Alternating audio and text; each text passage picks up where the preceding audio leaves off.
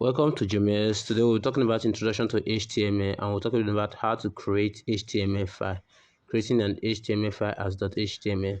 Now open your Sublime, click on Ctrl N, then click on File at the top of the Sublime, click on Save, click on Desktop, then select GS class web folder or GS class folder, as the case may be, anyone you created. Then name it as index.html. Index.html. The .html there is the extension, while the name of the file is index. This is where most beginners get confused because they don't even know how to get to this point. How do I start an HTML page? But if you know this one, you are 2% ready to go as a developer. You're just starting. So click on save, and now we are in our HTML file, the index file. Now let us write our first HTML code. Let us write hello world. So we'll write hello world and we'll go to our browser to see what it is, how it is. Hello. So let's go to our browser. To go to our browser, all you just have to do is right click on your Sublime. When you right click on your Sublime, click on view in browser. Click on view in browser, and you go to your browser and see hello world. Let me zoom it. Hello world. Next is HTML structure. HTML structure is the framework of HTML language. So when writing HTML, all HTML codes must follow this structure. And we can say it is the skeleton of HTML language. And here is a so when you want to write the HTML structure, this is how to write it. For Sublime, just write HTML and then you click on tab. When you click on tab, the structure will come out. Inside the structure, we have what we call the document type, which is doc type. Then we have the HTML tag, the head tag, the title tag, the body tag. And inside the body tag, that's where all your code comes in. You write all your code inside the body tag. Next is HTML tags. What are HTML tags? All that we saw in the HTML structure are HTML tag.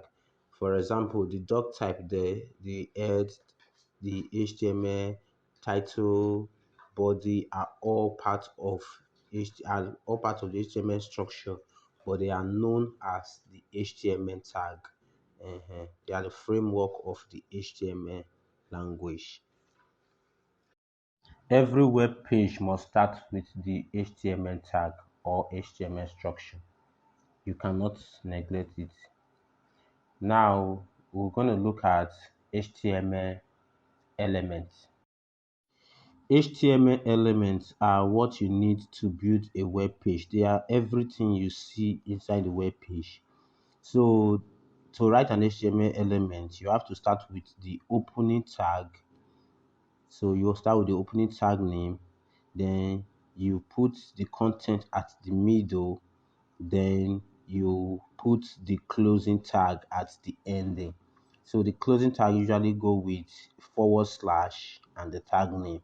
So in Sublime, when you just press backwards less than and enter your forward slash, Sublime will automatically fill it for you.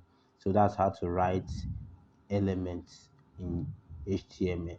So there are different kinds of elements. So one example of HTML element is H1. So when writing it, you just need to enter H1, then tab. It will automatically show the full tag of H1, and you can write your content in between. But if you don't want that, you can type it manually, just clean it, and then write less than opening tag H1, and then your content will come. Then close it, then your space, your content. Let's say webs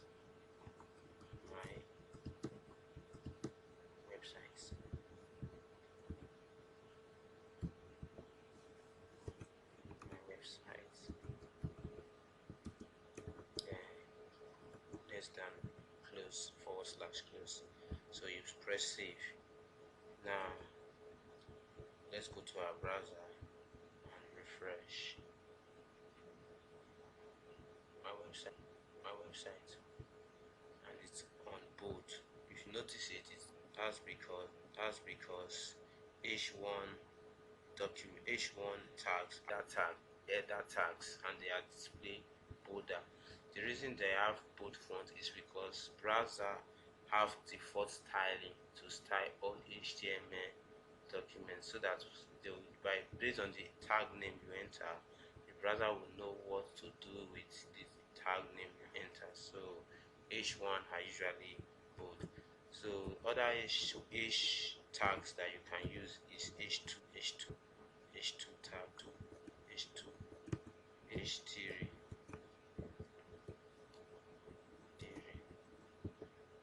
H4. I just copy and paste. H5,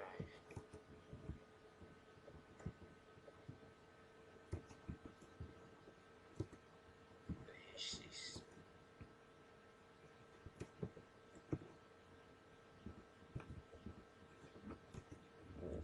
S, Control save. Now fresh. You see, the bigger the H, the smaller the font size. H1 is the biggest. That's what we have at our top of our browser. So H6 or less. So based on the different kind of font size you want, you can just use H1, H2, H2, H6 for header tags. Another use that we can use in, let's remove all these ones. So another tag that we can use is the P tag. The P tag is the paragraph tag. It shows that what we want to write here is a paragraph. So for example, we have my website now as our header. Then let's say we want to type something like this website would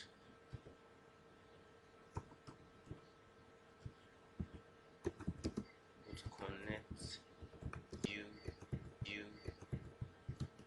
with your friends.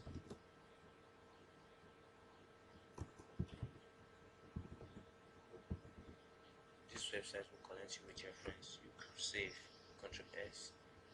If you go to your browser now, this website will connect you with your friends.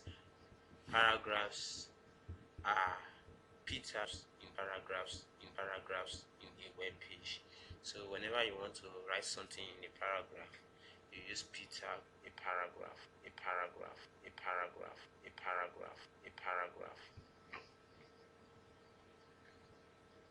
Then